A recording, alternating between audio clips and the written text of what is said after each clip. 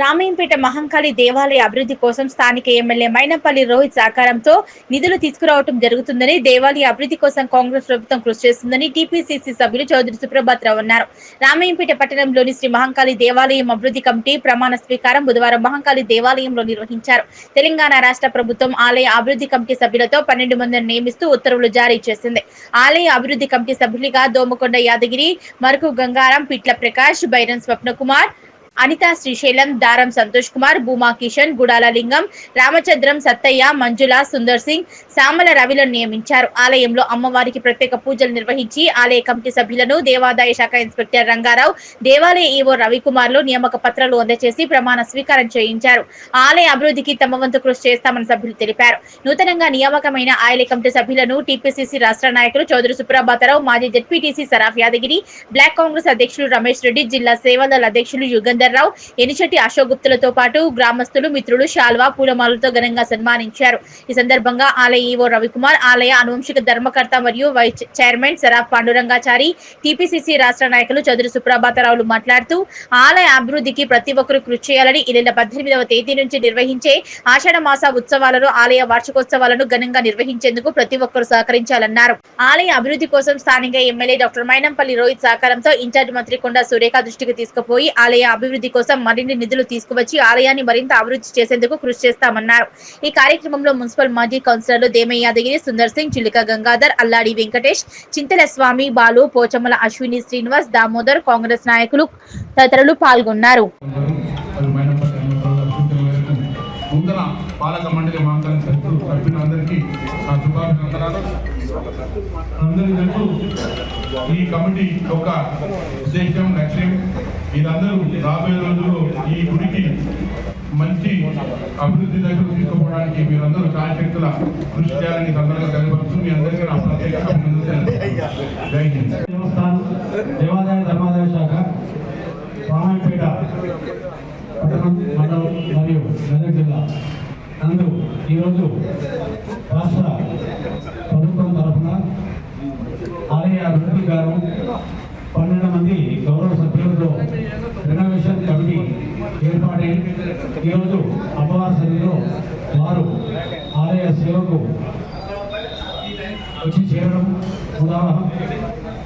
అందులో భాగంగా ఇక్కడ ఇచ్చేసినటువంటి సంస్థ అమ్మవారి భక్తులందరికీ కూడా సుస్వాగతం, అదేవిధంగా రెనోవేషన్ కమిటీ సభ్యులు కూడా సుస్వాగతం తెలియజేస్తూ రాబోయే కాలంలో అమ్మవారి ఆలయ అభివృద్ధికి భక్తులతో పాటు నిరంతరం కృషి చేస్తూ ఆలయ అభివృద్ధి కమిటీ సభ్యులు అన్యోన్య సహకారంతో ఆలయానికి కావలసినటువంటి సౌకర్యాలు, భక్తుల సౌకర్యాలు, అదేవిధంగా ఆలయంలో ఒక యాగశాల, ఒక వేద పాఠశాల, ఒక శివాలయం కూడా ఉండడం అమ్మవారి సన్నిధిలో విశేషం కనుక అలాంటి అభివృద్ధి పనులతో పాటు ముందు ఆలయానికి భక్తులు అశేషంగా పెరిగి అమ్మవారి అనుగ్రహం పొందుటకు, వారికి ఇతరత్ర సౌకర్యాలన్నీ కూడా కలిగించేందుకు శ్రమిస్తారని ఆశిస్తూ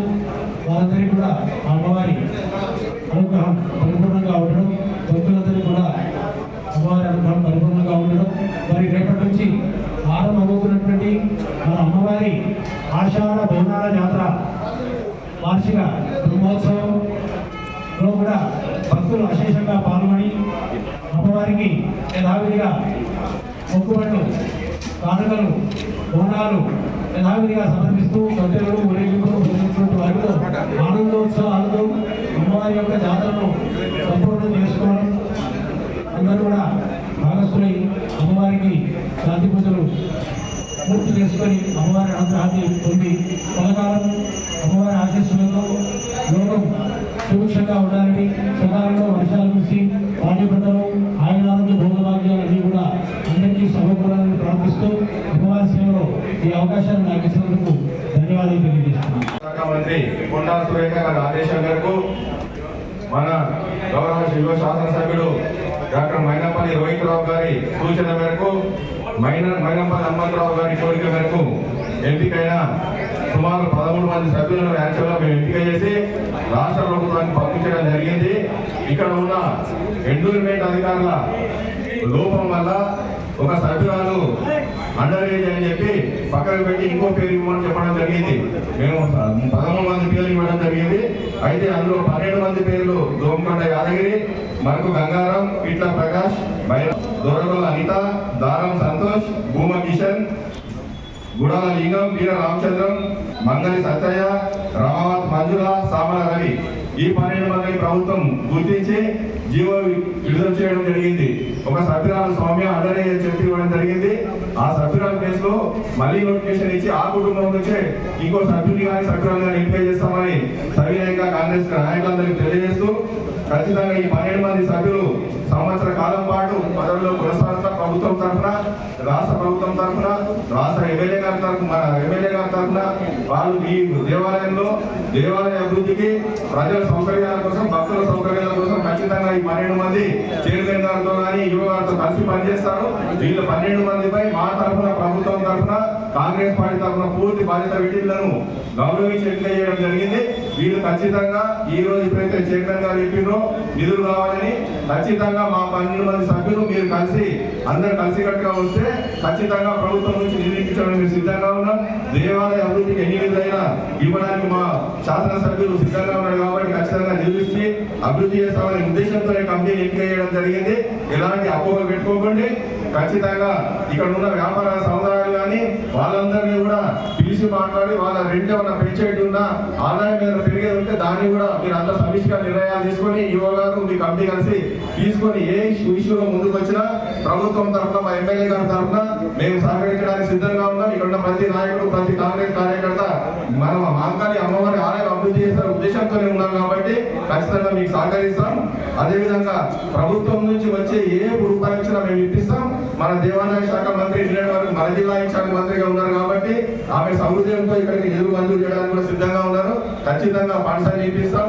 దయచేసి ఇక్కడికి వచ్చే భక్తులకు మాత్రం మీరు అమర్యాదగా ప్రవర్తించకుండా కమిటీ కానీ మన ఇక్కడ పనిచేసే సిబ్బంది కానీ ఖచ్చితంగా గౌరవించి, మన భక్తులే మనకి ఇంపార్టెంట్ కాబట్టి భక్తులను గౌరవించి వాళ్ళ ఆశీర్వాదాలు తీసుకుంటే మీకు అమ్మవారి ఆశీర్వాదం దొరికినట్టే మీ అందరికీ.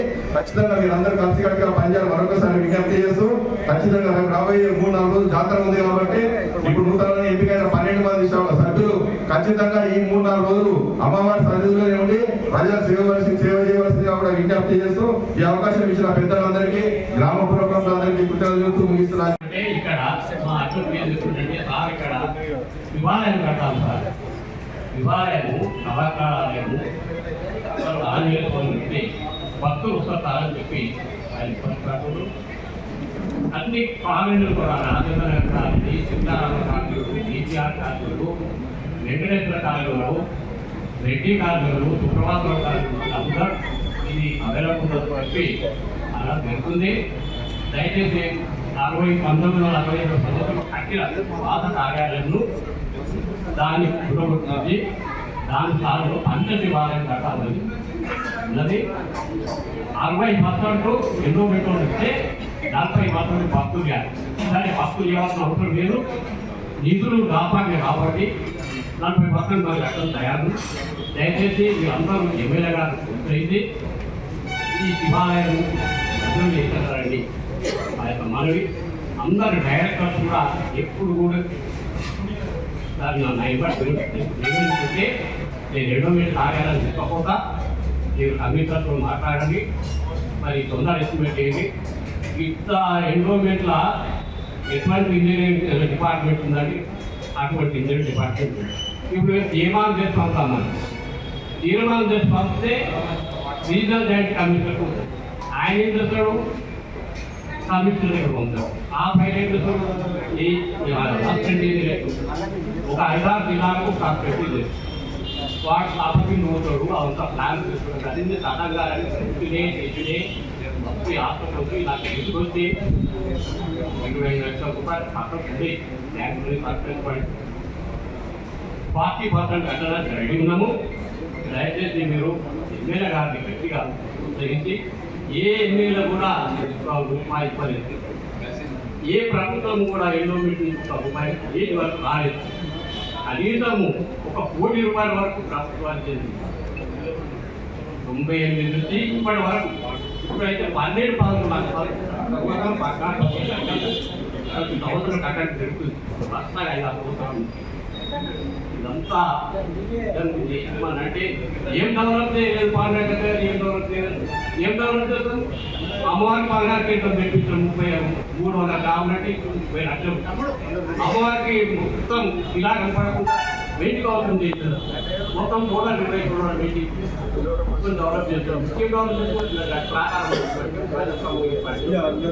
కార్యాలయం చేస్తాము, రోడ్లు చేసాము, అన్నీ చేసాము. తర్వాత కళ్యాణ మండపం కూడా కట్టించాము. దయచేసి మీరు అందరూ ప్రోత్సహిస్తే నాకు సాధారణ అయిపోయింది. 78 వయసు కనీసం మా శివాలయం కట్టించి ఈ పదవిని తెలుసుకోవాలని భగవంతుడు తెలుసుకోవాలి.